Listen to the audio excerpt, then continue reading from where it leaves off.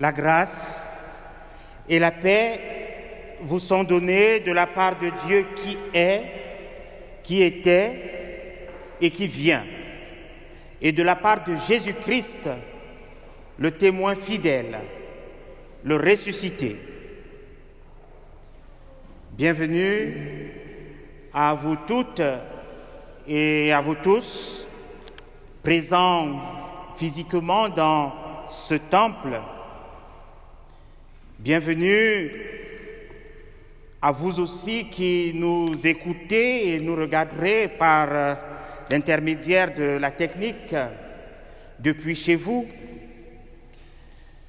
Peut-être que ce service qui nous permet de rejoindre tous ceux qui ne peuvent être physiquement présents dans ce temple se poursuivra si les moyens techniques et surtout les moyens humains le permettront.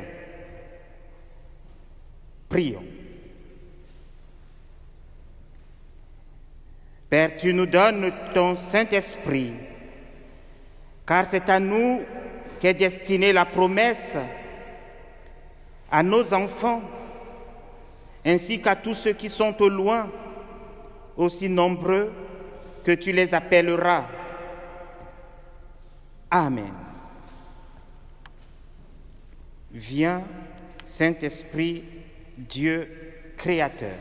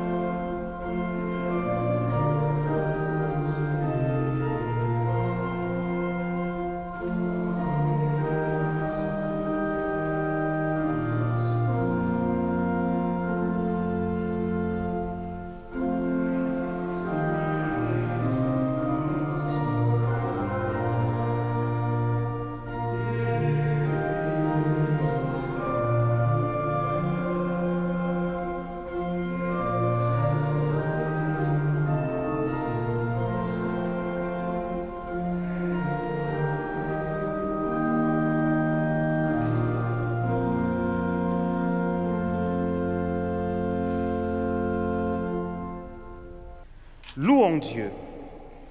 Ô Seigneur notre Dieu, qu'il est grand ton nom par toute la terre. Jusqu'aux cieux, ta splendeur est chantée par la bouche des petits, des enfants.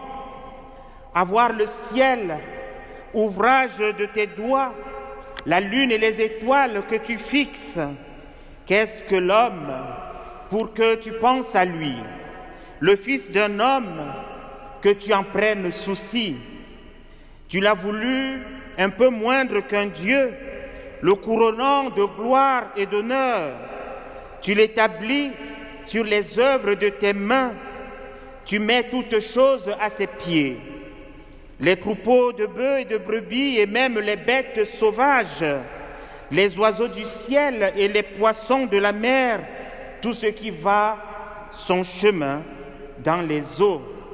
Ô Seigneur notre Dieu, qu'il est grand ton nom par toute la terre.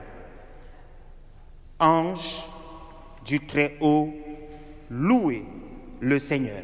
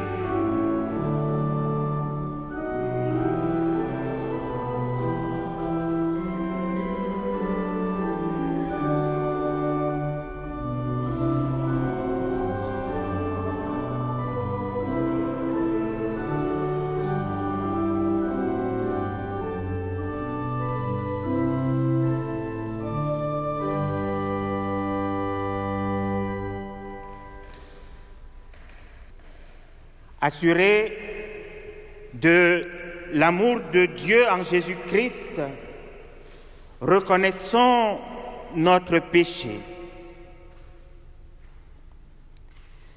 Pitié pour moi, mon Dieu, dans ton amour. Selon ta grande miséricorde, efface mon péché. Lave-moi tout entier de ma faute. Oui, je connais mon péché. Ma faute est toujours devant moi. Contre toi et toi seul, j'ai péché. Ce qui est mal à tes yeux, je l'ai fait. Mais tu veux, au fond de moi, la vérité. Dans le secret, tu m'apprends la sagesse. Purifie-moi et je serai pur. Détourne ta face de mes fautes. Enlève tous mes péchés. Crée en moi un cœur pur. Ô mon Dieu, renouvelle et raffermis mon esprit. Ne me chasse pas loin de ta face. Ne me reprends pas ton Esprit Saint. Rends-moi la joie d'être sauvé. Seigneur, ouvre mes lèvres et ma bouche annoncera ta louange. Amen.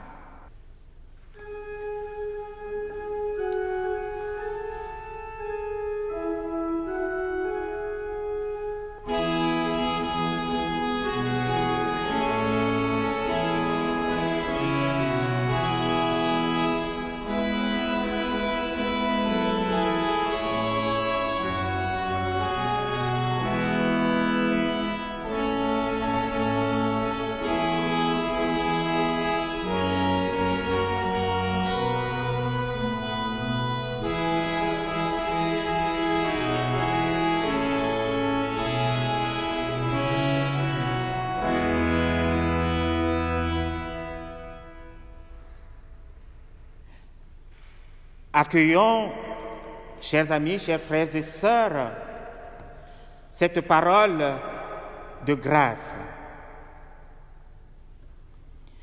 Le Seigneur Dieu est tendresse et pitié, patient et d'une immense bonté.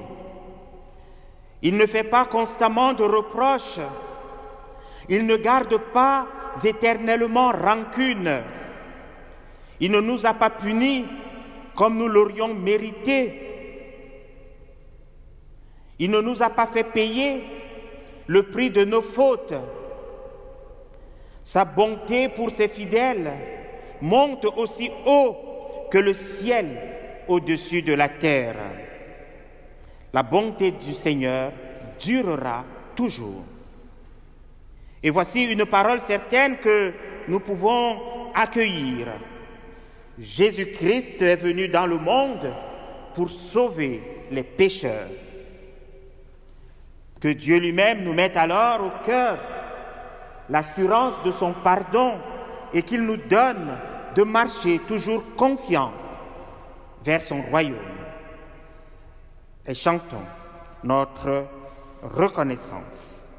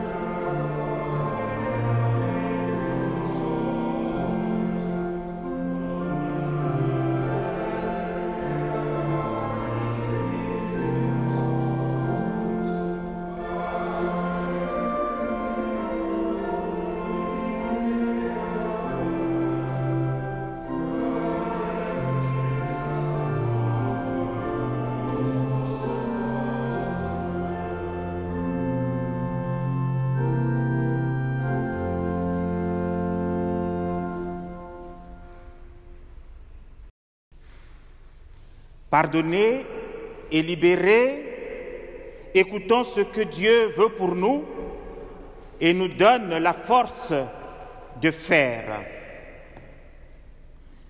C'est vous qui êtes le sel de la terre. Mais si le sel perd son goût, comment pourrait-on le rendre à nouveau salé? Il ne sert plus à rien. On ne peut que le jeter dehors et les gens marchent dessus. C'est vous qui êtes la lumière du monde.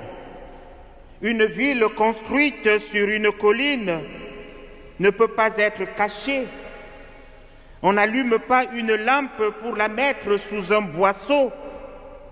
Au contraire, on la place sur son support d'où elle éclaire tous ceux qui sont dans la maison. C'est ainsi que votre lumière doit briller devant les hommes, afin qu'ils voient le bien que vous faites et qu'ils louent le Père qui est dans les cieux. J'ai l'assurance de mon salut.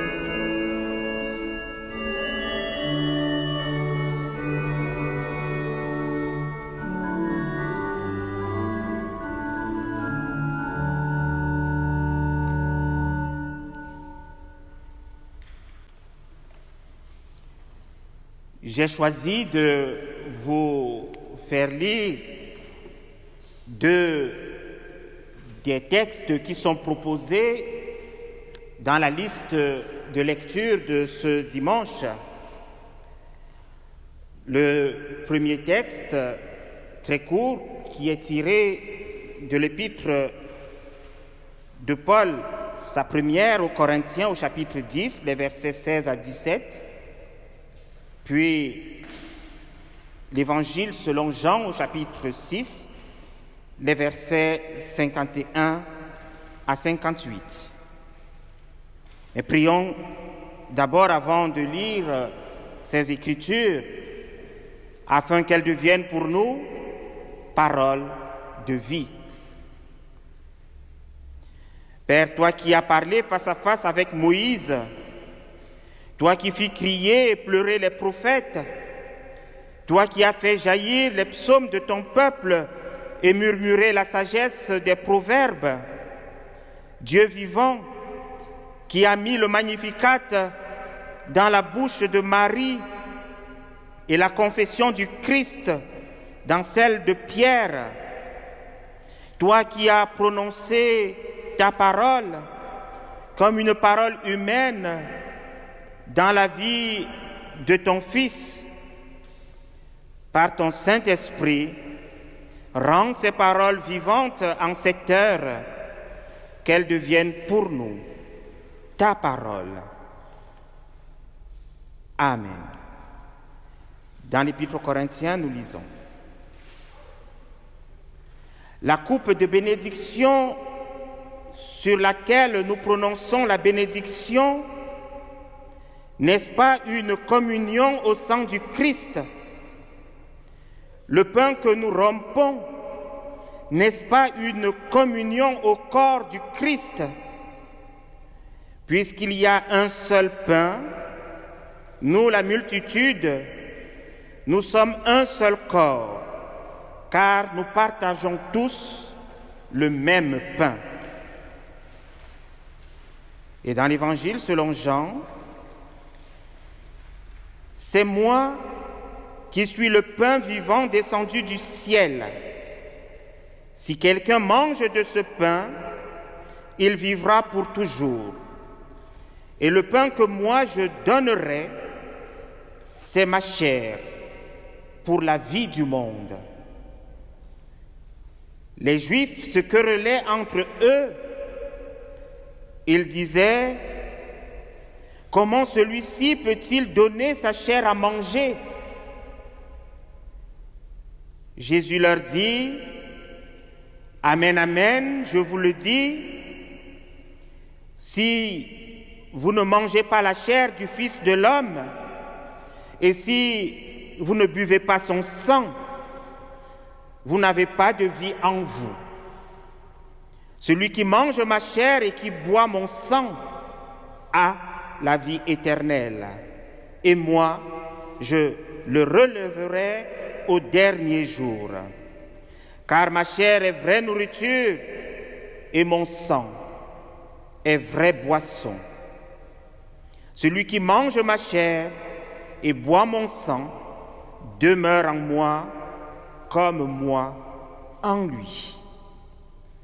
Comme le Père qui est vivant m'a envoyé, et comme moi je vis par le Père, ainsi celui qui me mange vivra par moi. Voici le pain descendu du ciel. Il n'est pas comme celui qu'ont mangé les pères. Ils sont morts. Celui qui mange ce pain vivra pour toujours.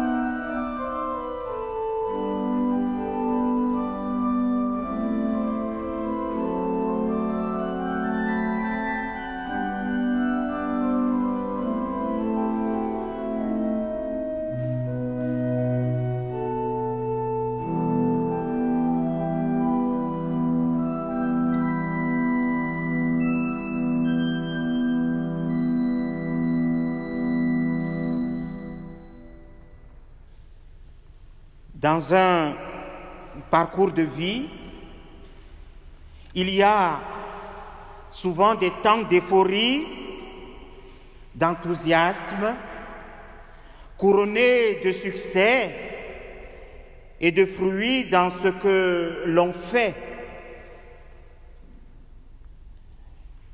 Il y a aussi des temps de baisse de régime. L'évangile de Jean que nous avons lu est construit de cette manière. Au début, Jésus opère des signes bien remarqués et qui ont porté des fruits. Le changement d'eau en vin lors des noces de Cana, les conversions spectaculaires de la Samaritaine et des Samaritains à sa suite, les guérisons de multiples malades. Et puis, tout d'un coup, ce temps d'enthousiasme s'éloigne. Jésus attire de plus en plus l'hostilité envers lui. Et nombreux sont ceux qui continuent à s'accrocher à lui, qui le font pour les raisons de ventre. Ils aimeraient que Jésus continue à leur assurer, comme dans un passé tout récent, le pain quotidien. Alors, autant vous dire que face à une telle situation, Jésus a du pain sur la planche.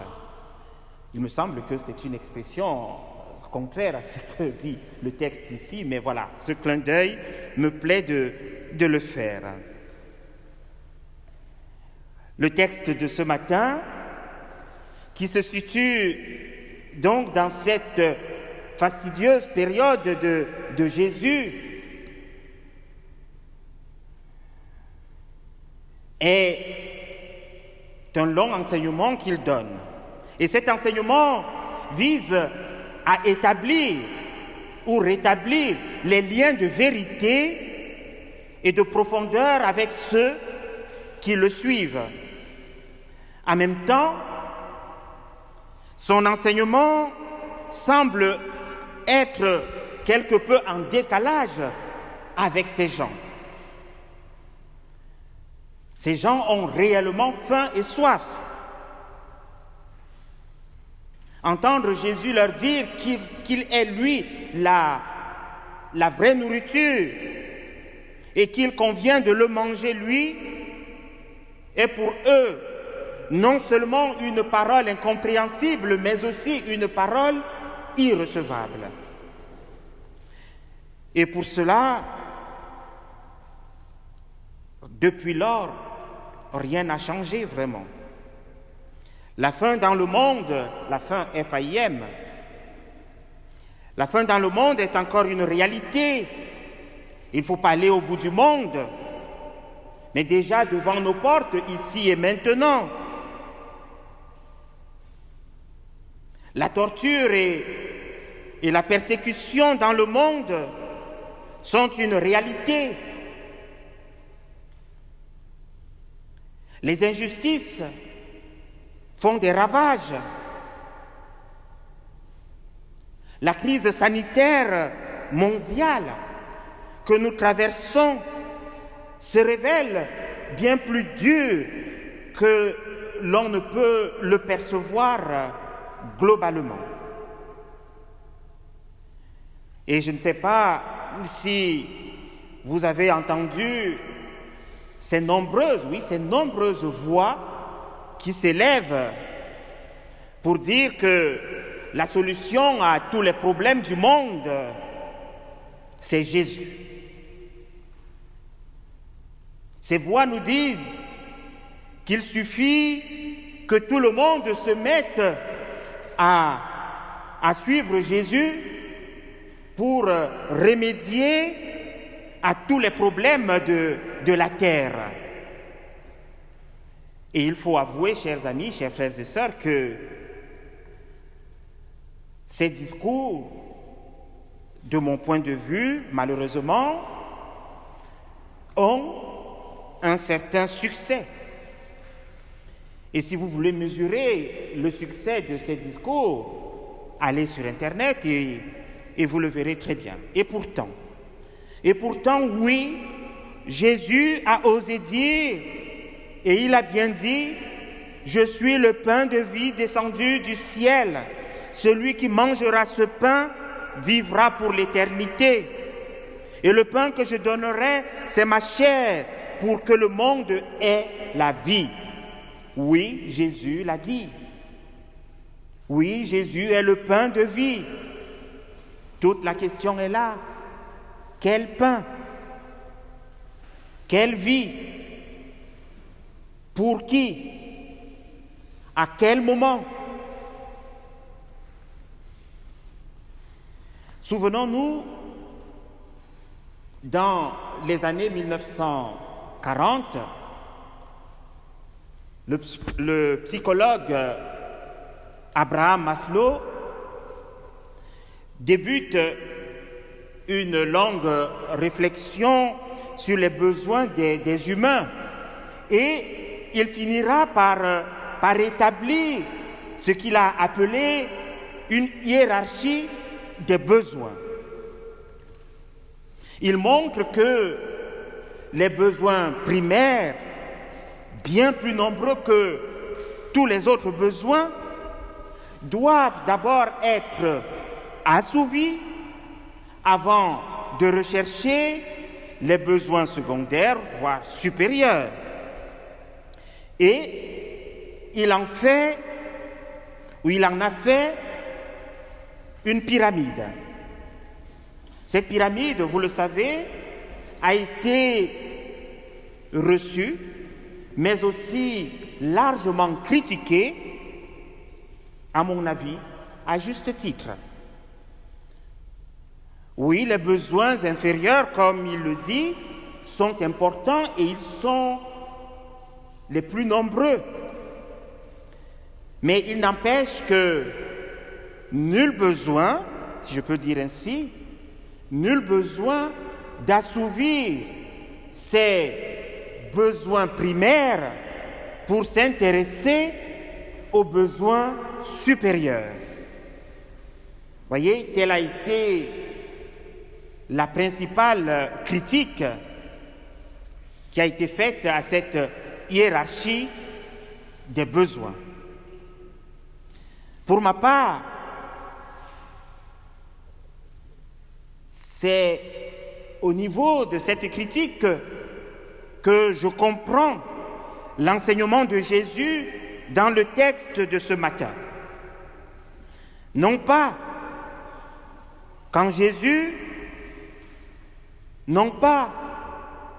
suivant Jésus, les problèmes disparaîtraient sur la terre, comme je viens de le dire dans les discours que nous entendons parfois. Je ne crois pas qu'en suivant Jésus, les problèmes sur la terre disparaissent.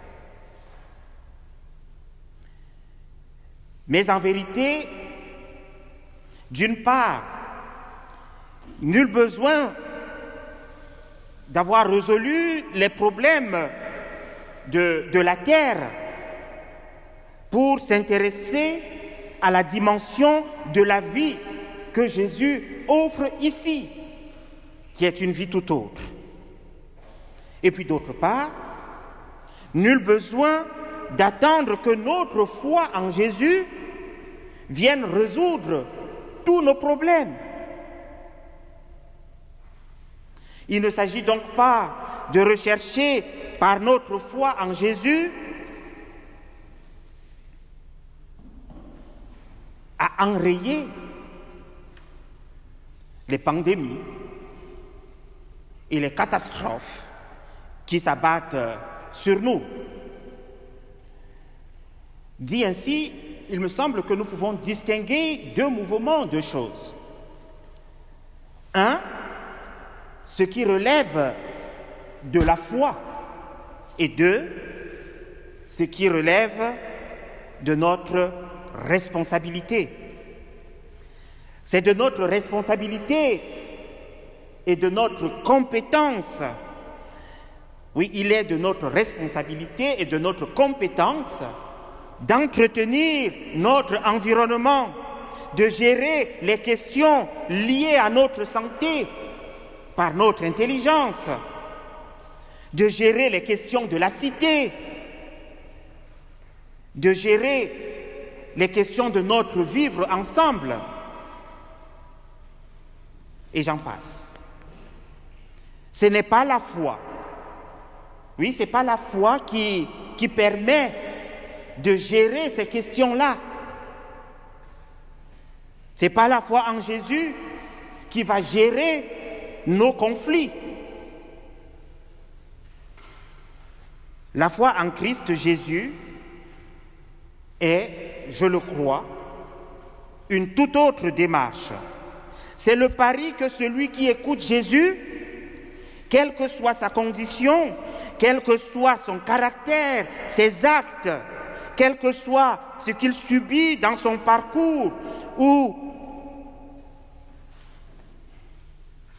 ce qu'il le fait, oui, celui qui écoute et celui qui suit Jésus a la vie. Il a la vie que rien ni personne ne pourra lui ravir. Il y va donc de notre responsabilité d'améliorer ce qui peut être amélioré dans notre vie. Et en même temps, de savoir par notre foi que tels que nous sommes, avec nos limites, avec nos drames, avec nos déchirures, Dieu se place résolument de notre côté, Dieu se place résolument à nos côtés pour nous garantir la vie en plénitude. Voilà comment Jésus, fort de cela, ose donner cette parole à des gens affamés et assoiffés. Affamés et assoiffés, ces gens d'alors et d'après d'ailleurs que nous sommes et sommes-nous tous au bénéfice du don qu'il fait de sa propre vie pour eux, pour nous. Jésus connaît les besoins de ceux qui le suivent.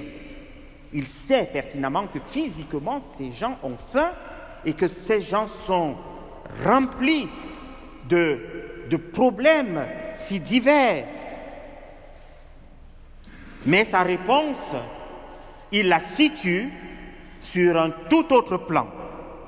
Certes, il a nourri les foules avec quelques pains et un peu de poisson.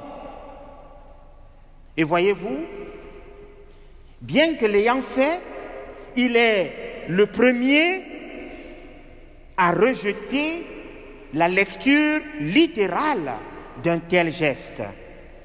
Non, non, nous dit-il, on ne suit pas Jésus pour qu'il nous donne et nous assure nos 3 repas de chaque jour.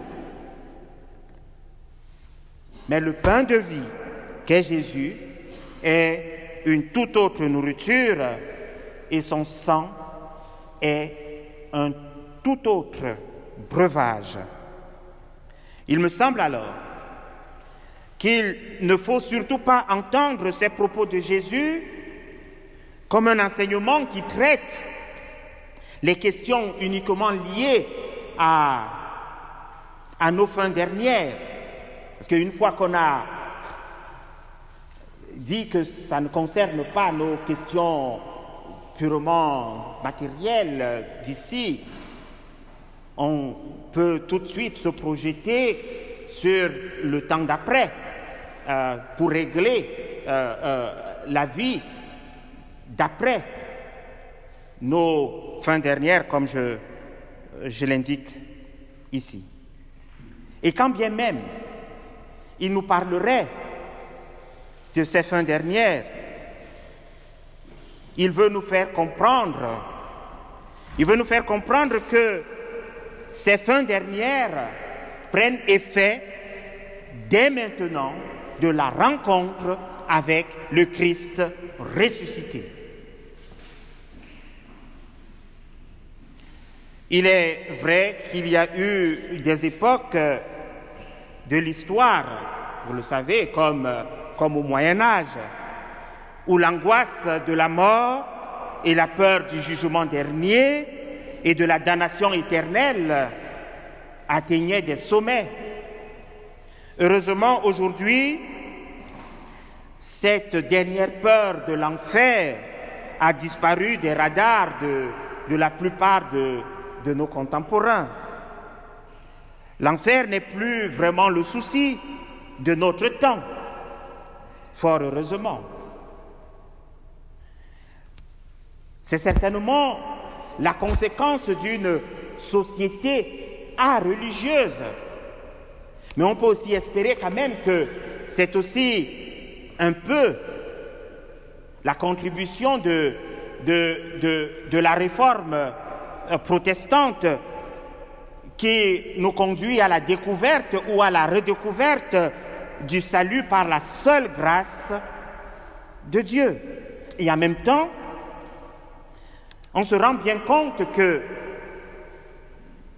notre proclamation du salut comme une affaire qui ne repose que sur Dieu ne suffit pas vraiment, de manière efficace, à enrayer totalement cette angoisse chez certains. C'est donc, me semble-t-il, à nous tous, encore aujourd'hui, dans la diversité de nos approches, dans la diversité de nos vécus, c'est à nous que Jésus déclare « Celui qui mange vivra par moi. Il vivra de cette vie débarrassé du besoin de se justifier, du besoin de s'excuser. Il vivra de cette vie qui libère de toutes ces contingences qui nous paralysent ici et maintenant. Il vivra une vie qui prend au sérieux la vie des autres et la respecte. Une vie qui se souvient de ce Dieu qui a tout donné pour nous. Voilà, me semble-t-il, la vie qu'il veut nous offrir. L'enseignement de Jésus, dit ainsi, est une des multiples compréhensions possibles. Mais on ne peut pas s'empêcher d'entendre aussi l'écho qui est ici fait à la scène, au repas du Seigneur, que nous célébrons de temps en temps lors de nos cultes. Oui, cette compréhension dans ce texte ne peut donc être escamotée. Alors, je ne sais pas pour vous, quand nous sommes réunis autour de la table, comment vivez-vous ce moment-là? Ce moment si fort, où nous pouvons repenser sérieusement à l'action de Jésus pour nous. Le temps que nous passons alors autour de la table, et cela peut se vérifier, le vérifie souvent, s'avère parfois si court pour nous laisser suffisamment du temps pour sérieusement méditer. Notre méditation autour de la table passe par des multiples étapes forcément. Il y a cette pensée en profondeur de tous ceux qui nous ont précédés autour de cette table que nous n'avons même pas connue, mais qui reste gravée dans la mémoire de beaucoup d'autres personnes, ou gravée dans la mémoire des actes dont nous sommes aujourd'hui au bénéfice.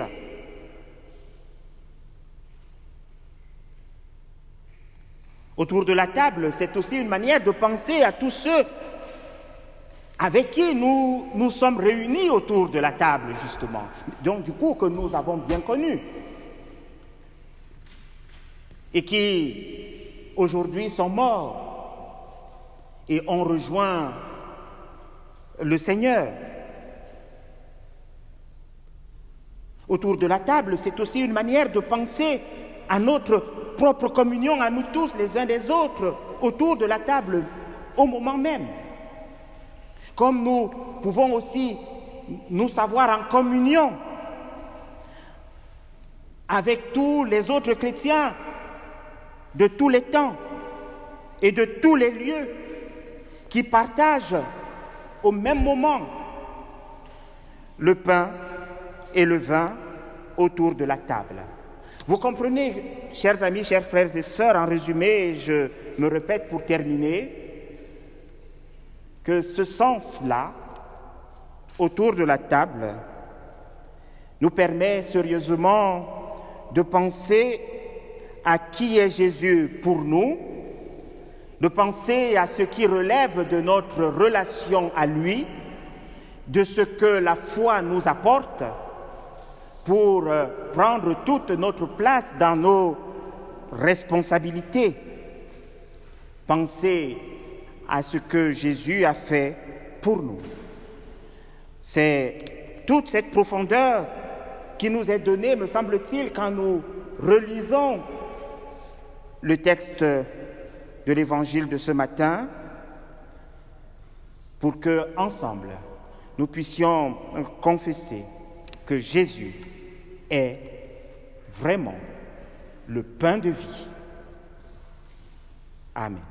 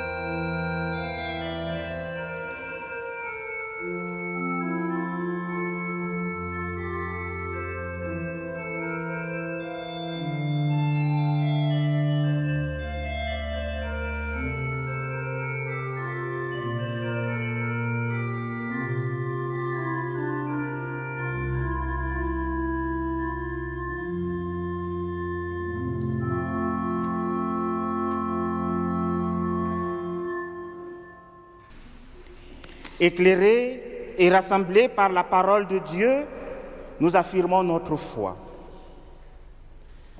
Nous croyons en Jésus-Christ, le Fils unique de Dieu, qui s'est fait homme pour que nous ayons pardon, joie et salut. Nous croyons qu'il est mort et ressuscité pour nous donner la victoire sur la mort et l'assurance de notre résurrection. Nous croyons qu'il viendra dans la puissance et la gloire, comme il est venu dans la faiblesse et l'humilité. Par lui, nous croyons en Dieu notre Père, qui nous prend pour ses enfants et nous aime comme il aime Jésus-Christ. Nous croyons en l'Esprit Saint, qui agit en notre esprit et nous atteste que nous sommes enfants de Dieu, qui guide l'Église par sa parole et nous révèle la gloire de Jésus-Christ. Nous croyons l'Église universelle, visible et invisible, pécheresse et pardonnée. Nous croyons que nous sommes tous liés à Jésus-Christ. Nous croyons que le royaume de Dieu est notre commune espérance. Amen.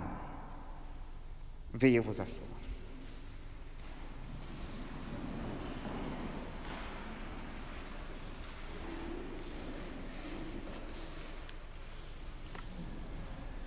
Un petit temps d'annonce pour vous redire que les cultes ont bien repris maintenant.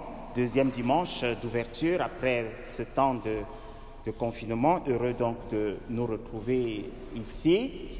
De plus en plus nombreux, mais les places restent encore disponibles pour accueillir d'autres dimanche prochain à 10h15.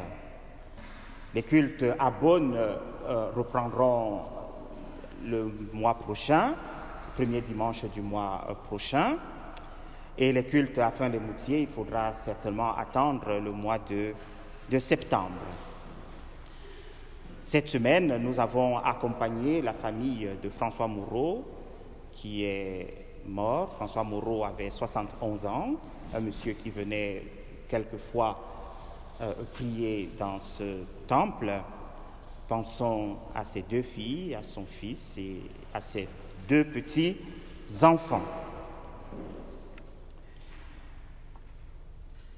Nous prendrons l'offrande tout à l'heure à la fin du culte. Et si j'ai bien compris, les corbeilles passeront sur place. Donc vous resterez assis à vos places quand l'orgue jouera, et ça nous permettra aussi d'écouter l'orgue de fin, étant à nos places assis, pendant que nous recueillerons votre offrande. Il me plaît de vous dire que dès l'été prochain, et le 1er juillet déjà, mon collègue qui est nommé à ce poste, Hugues Girardet, déménagera et aménagera donc ici à Dijon. Donc à partir du mois de juillet, nous serons 2 pasteurs ici, et c'est une réelle joie d'être dans une équipe de pasteurs. Voilà, nous espérons que ensemble, lui, moi et vous, nous aurons un compagnonnage et un ministère fructueux.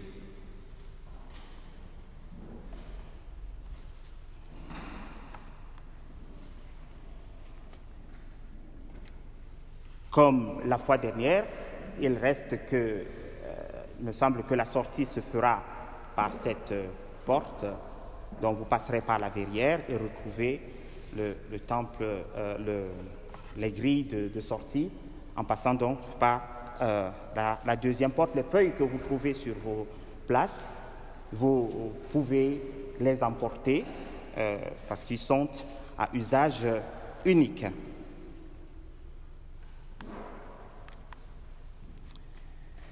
Unissons-nous maintenant dans la prière.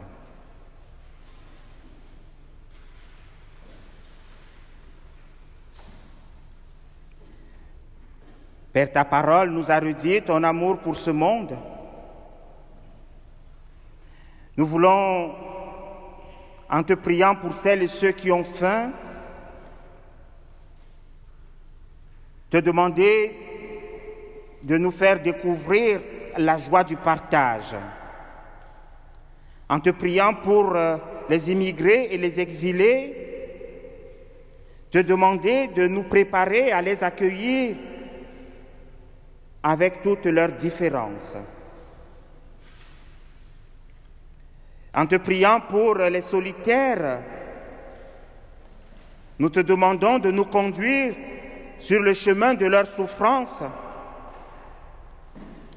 En te priant pour les méprisés et les détenus, rappelle-nous, Seigneur, qu'ils ont droit au respect. En te priant pour les malades et les familles dans le deuil, inspire-nous l'offrande d'une juste présence.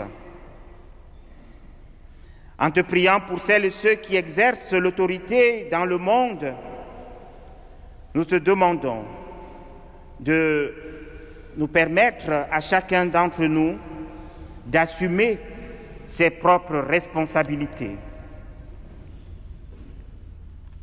Nous te prions pour ton Église.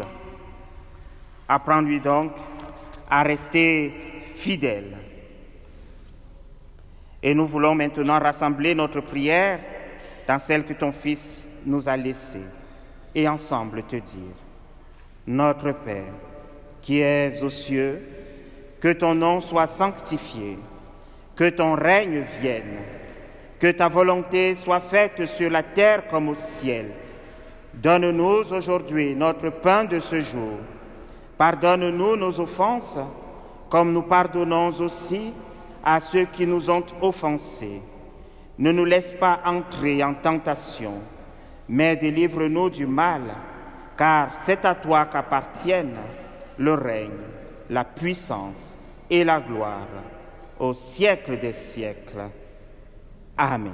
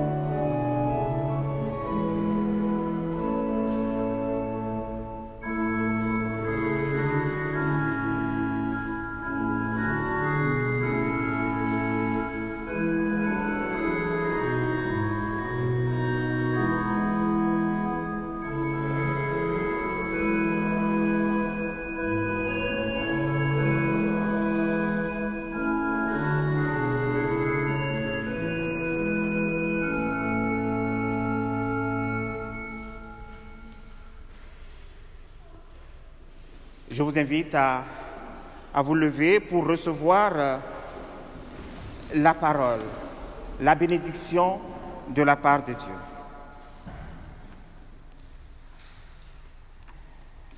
Recevons la bénédiction de la part de notre Dieu. Dieu vous bénit et vous garde. Dieu lève sa face vers vous et vous accorde sa grâce. Ainsi, sa paix, qui surpasse tout ce que l'on peut comprendre, gardera vos cœurs et vos pensées en Christ Jésus, notre Seigneur et Sauveur. Amen. Et bon dimanche à tous. Et c'est le moment de l'offrande. Vous pouvez vous asseoir pour écouter.